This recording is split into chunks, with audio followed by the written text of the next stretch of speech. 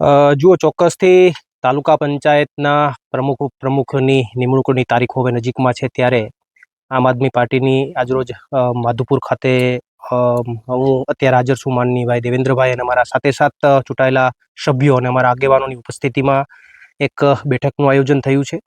બેઠકની અંદર સ્વાભાવિક રીતે જ્યારે પ્રમુખ ઉપપ્રમુખની વરણી કરવાની વાત છે ત્યારે અમારા તમામ સભ્યો સાથેની ચર્ચાઓ પ્રાથમિક ચર્ચાઓ એમની આજે અમે ચર્ચાઓને આજે અંત આપ્યો છે અને ચોક્કસથી અમને વિશ્વાસ છે કે આવનારા સમયની અંદર જે તાલાળાની અંદર જે છે એ ચોક્કસથી બોડી બેસશે અને સત્તાની વિરુદ્ધની બોડી બેસશે અને ચોક્કસથી મજબૂતાઈથી આ તાલાળા તાલુકાના કામો કરશે.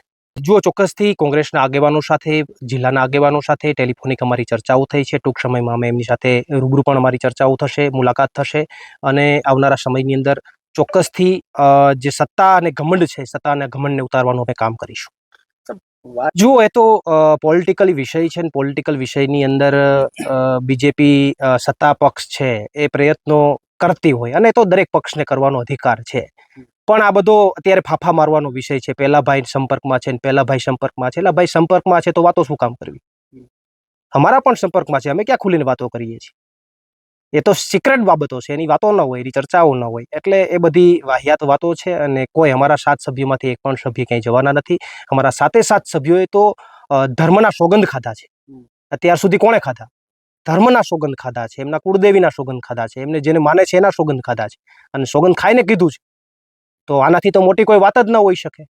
અને કોઈ સોગંદ ખાઈને જાય તો એને પણ ખબર છે કે રાજનીતિમાં ઘણા બધા પ્રશ્નો ઉપસ્થિત થાય, એટલે અમારો એક પણ સભ્ય કાંઈ ડગવાનો નથી. બધા તાકાતથી સાથે રહેવાના છે. તાલુકા પંચાયત સત્તાની વિરુદ્ધમાં બેસશે, સત્તાની બીજેપી ની વિરુદ્ધમાં તાલુકા પંચાયત બેસશે અને અહીંયા ખૂબ સારા તાલુકાની અંદર કામો થશે અને તાલુકાની જનતાને સારો વિકાસ થશે.